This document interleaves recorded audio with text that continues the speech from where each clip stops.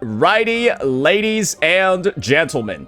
It's time for us to have a conversation over here about this game that you're going to be seeing on the screen. And that is going to be Silver Palace. And there's a lot of news, there's a lot of fanfare surrounding this game, a lot of good things, and of course, some bad things as well. And I have one announcement to make, or really, I guess like sort of like a couple announcements to make regarding this game, just to ensure that you all know where I stand, both as a content creator, as a player, and of course, somebody with integrity. And that's going to be the fact that I will not be taking on a sponsorship, nor will I be participating in the actual closed beta test 2 for Silver Palace. And the reason for this is very, very, very simple. It's so that I can give the most honest opinion possible about everything going on with this game. Because everybody understands, right? When you sign a contract, even when you participate, right, in a beta test, you are under some obligations for what you're able to talk about and what you're not able to talk about. And one of the biggest things that's been kept under wraps when it comes to this game is discussion regarding the gacha system. Yes, ladies and gentlemen, there has been some word, through some official sources that, like, they don't even want people to, like, talk or mention anything about it.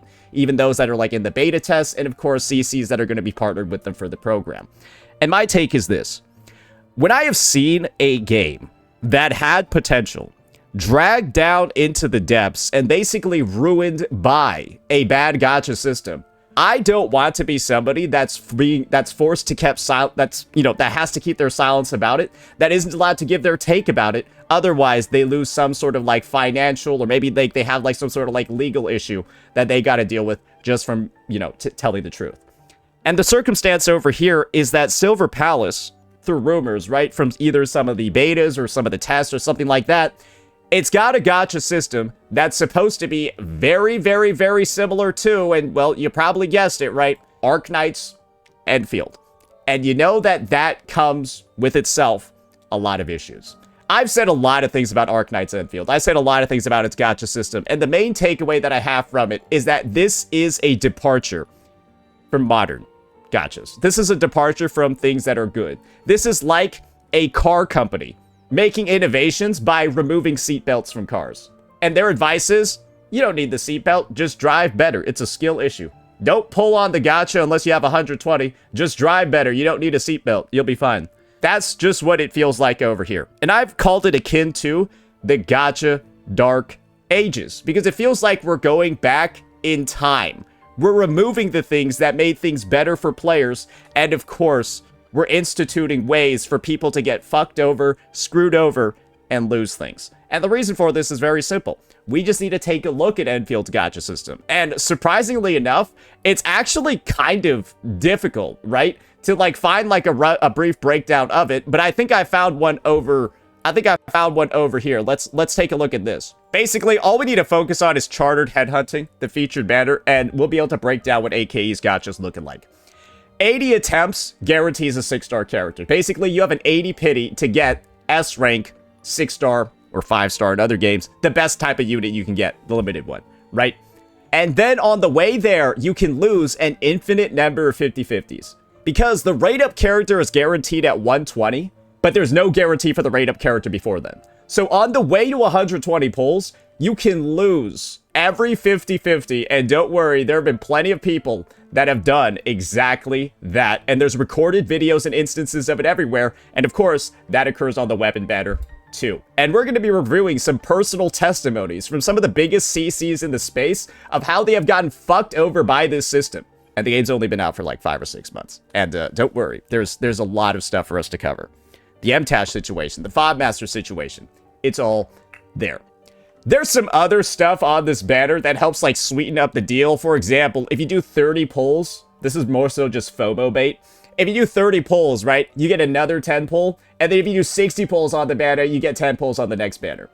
What this doesn't mention here, and this is how you know that there was a lot of grifting surrounding this game, the 120 pity for the rate-up character does not carry over.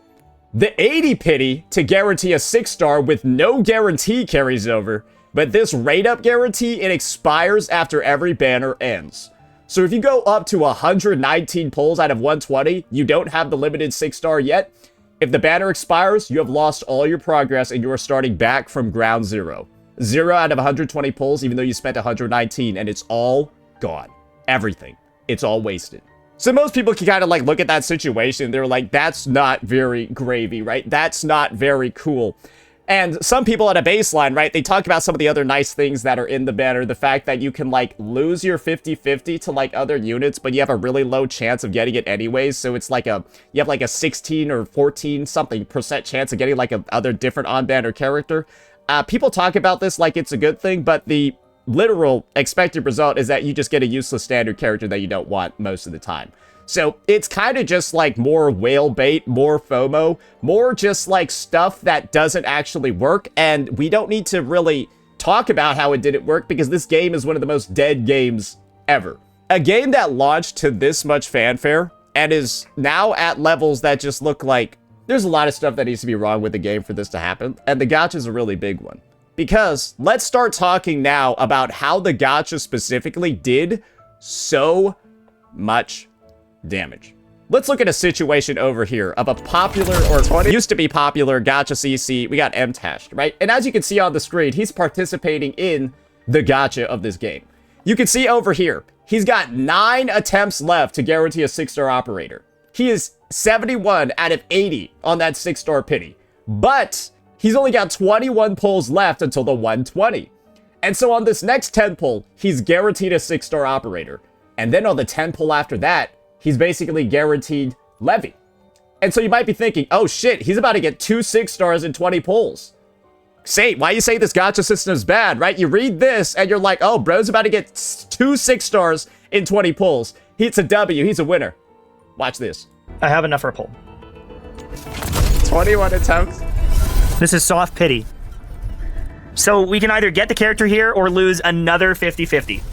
If we lose another 50-50, we still... You want to lose here. He has 20 left, right? He's got 20 left. You want to lose here so that you only have to pull 10 more and you get Leviathan too. Exactly. You want to lose the 50-50 here. You want to lose here. This is soft pity. Let's see it. Yeah, do it. That's what you want, right? If you're going to lose this many, you might as well lose all of them. Already? No, I got her. Okay. Doesn't matter. Which is fine. It's not fine. You wanna know why it's not fine? Check this out. It's all gone. Because he won the 50-50, because he won the 50-50, everything else is gone.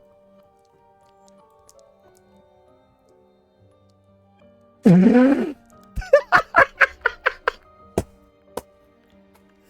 do you release a gacha system that does this?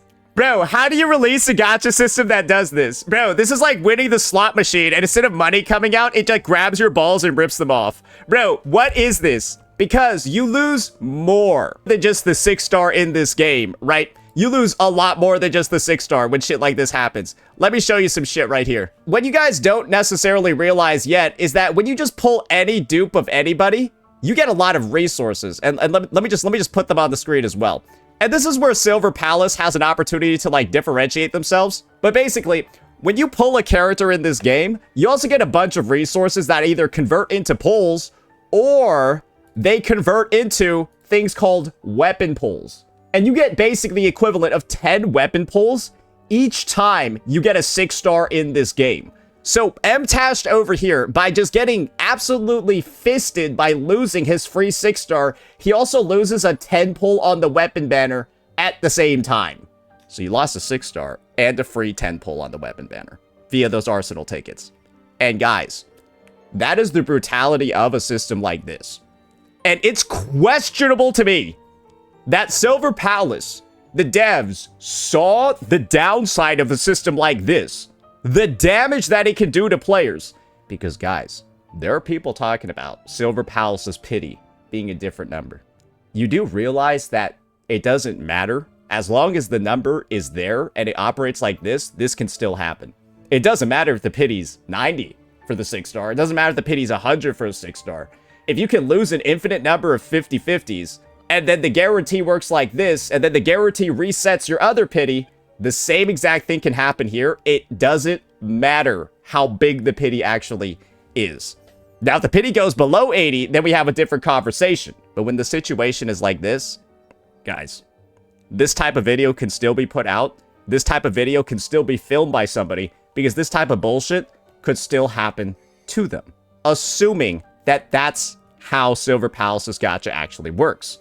Do you understand why there's so much controversy surrounding this mechanic? Why the news, that like discussion around it is like not allowed, that like people aren't necessarily supposed to like post photos of the gacha and stuff like that? It's a little like weird because it feels like it's a mix of both like censorship and they know what they're doing is like a little bit not good because it's obviously from the public perception of this gacha system, it's not good. So everyone kind of knows we're doing something that nobody really wants, and now we're being told, and now people are being told, you got to keep quiet about it. I don't really like that. That type of behavior to me is a little bit odd, and it's not really something that I want to be necessarily supporting of in the space, and it's not necessarily something that I want to be kept on a gag order on. Right? Like, I don't want to be not allowed to talk about this. I don't want to be, like, banned or, like, have the financial pressure to avoid topics like this. Because that would mean that I'm grifting. And I don't want to do that. I want to be able to say the truth about these games. And I am in the blessed financial position because of my viewers, because of my supporters, because of the people that come and watch my content. Yes, even you, Zenless Zone Zero haters. I'm talking about you guys as well. Sorry, or Zenless Zone Zero shills. The ones that are mass downvoting my video, but still giving it a shit ton of views. Guys, this is a 19K video with like fucking 1 hour and 30 minutes runtime, bro. This thing is making some fucking dollary dues. And it's often you guys getting mad at it because I'm saying the truth. They're calling me a LARPer for this, but the real LARPing is thinking that ZZZ isn't going to kill Rupture in 3 months when they did the same thing to Miyabi to prepare for Yi Shungai's release. So they're going to do the same thing for Sunbringer. They're going to kill Rupture. I already said that in the video, but they're LARPing and they don't think it's going to happen, even though it happened like 3 times already. Those are the individuals that are allowing me to make the type of content that I make, where I tell the truth about these games, I tank the hate because I don't give a fuck, and then we just keep going. We just keep going. Because I'm not bothered by a bunch of annoying little kids saying that I'm stupid because I don't like their gacha game. And in a similar sense, I don't need the financial support, the ad or the sponsorship money from these gacha companies to be able to sustain my career. I'm not bought out. I am not at the beck and whim of corporations and developers to sustain my career. And that means, guys, I'm allowed to say the truth. And that is why, ladies and gentlemen, I will not be taking on a Silver Palace CBT2 sponsorship. That is why I will not be playing the beta. Because I don't want any contracts. I don't want any restrictions. I don't want any NDAs preventing me from speaking the truth about this fucking game. Because truly, I think that there's potential there. I think that there is an amazing game under the surface, right? But when it's murky and when it's clouded by this really, really, really shady controversy surrounding the gacha system, I am not going to stand here and simply be another CEC keeping silent about it, just like how there were so many CECs keeping silent about this game's dog shit fucking gacha system. Because you want to know what I did during this time? I farmed it. Oh, brother, I farmed this game so bad, I uploaded like 50, 60 videos. And I had some of the most diabolical growth in my content, subscribers, viewership, and of course ad revenue on my channel that I've ever seen in my career.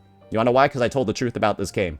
And you want to know what happened to all the other CCs who didn't say the truth about this game, who openly lied about it, and who, of course, said it was a lot better than it was, glazed the gacha system when they themselves knew it was bad? Imagine a game's own community doesn't even watch your stuff when you're sponsored for every video. Imagine you're sponsored this heavily, and even the game's community knows you're full of shit and don't even want to watch you. And that's the future of somebody, right? That just continually dodges the truth.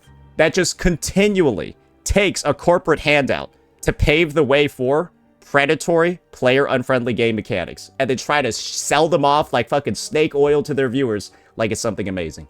Even your own fucking viewers know you're full of shit. That's why none of these streams, none of these videos about AKE get any fucking views. And I don't want something like this happening to my channel. This looks really fucking bad. It's fucking embarrassing. So, like, that's why I don't want to do it. Honestly, I'm doing this for, like, my sake as well as you guys. Like, you know that, right? I think this is generational aura loss. I don't want this to happen to me. It would make me feel bad if this happened to me. And of course, I don't want to lie to my viewers either. Because a big part of my channel is honesty. A big part of my channel is keeping it real. And a big part of my channel is, of course, keeping it a buck while others are keeping it a bag. And there's always got to be one person, one Lich King in the gacha space. But instead of actually being a villain, I feel like I'm the only guy that's holding back the bullshit. Because who else is going to do this? Let me know. I don't think there's going to be a lot of people willing to take a career risk like this. But is there a risk for me? No. Because I don't give a fuck. Let me know what you all thought. Peace out.